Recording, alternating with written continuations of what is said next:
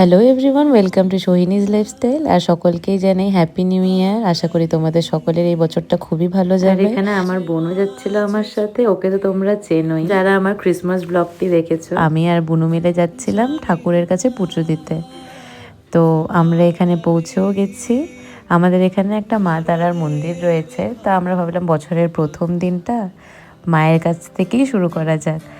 আর এখানে আমরা পুজো দেওয়ার জন্য সমস্ত জিনিসপত্রও নিয়ে নিয়েছি।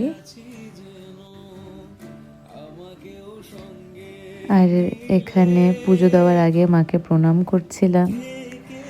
আর পুজো দেওয়ার সময় ফুটেজটা আমার নেওয়া হয়নি, কারণ পুজো দেওয়ার সময় ওরকমভাবে ভিডিও করাটা আমার মনে হয়নি ঠিক বলে। আর এখানে ভেতরেরটাও দেখালাম, মন্দিরের ভেতরটা মাকেও তোমাদেরকে সামনের থেকে দেখালাম। আর মায়ের মন্দিরের পাশেই ছিল একটা শিব মন্দির, সেখানেও পুজো দিয়েছিলাম, কিন্তু সেখানের ভিডিও ফুটেজটা নেওয়া হয়নি। তো যাই হোক, পুজো দেওয়ার পরে আমি আবার বাড়ি যাওয়ার জন্য বেরিয়ে পড়েছিলাম। আর সকালটা সত্যি কথা বলতে গেলে 1 জানুয়ারির ভালো মতনই কাটলো। আর 1 জানুয়ারির দিন ওয়েদারটাও এত সুন্দর ছিল, মানে এরকম যে না ঠান্ডা বেশি নাই গরম বেশি, তো ওয়েদারটাও খুবই ভালো ছিল। আর যেতে যেতে একটু তোমাদেরকেও রাস্তাঘাটের একটু ফুটেজটা দেখালাম। তো এরকমভাবে ওয়েদার দেখতে দেখতে বাড়িতে এসে মা হাতে ভোগের প্রসাদ দিয়ে দিল। আর সত্যি কথা বলতে গেলে উপোস থেকে পুজো দেওয়ার পরে ভোগের প্রসাদটাকে যেন অমৃতই মনে হয়। তো খাওয়া দাওয়ার পরে আমি ভাবলাম একটু রেস্ট করে নিই, আর বিকেলে তো বেরোবো, বাইরে যাব, 1 জানুয়ারি ভালো মতন সেলিব্রেট করতে হবে।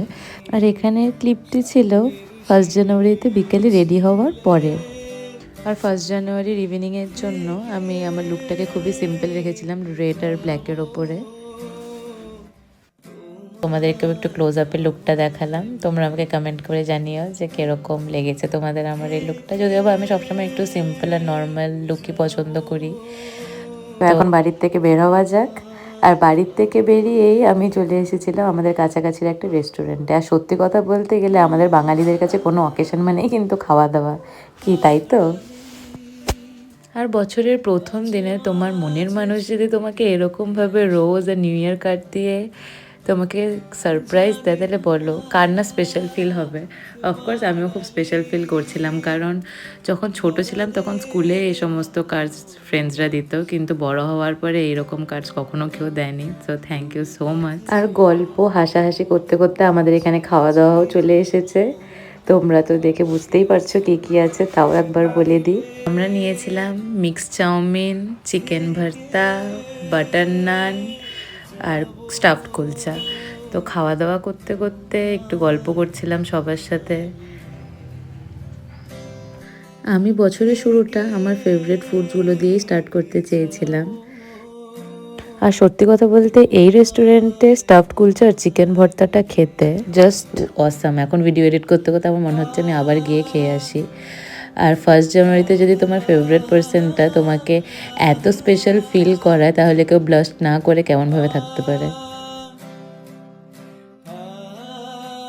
আর যেখানে কথা আমার ফেভারিট ফুডের চাউমিন থাকবে না, এটা তো হতেই পারে না, কারণ চাউমিন হচ্ছে আমার all time favourite food. Chow mein যদি কেউ আমাকে সবসময় দেয় তো আমি সবসময় খেতে পারবো। আর সবসময় তোমার পছন্দের মানুষই যে তোমাকে স্পেশাল ফিল করাবে এরকম তো না, তোমাকেও তো তাকে স্পেশাল ফিল করাতে হবে।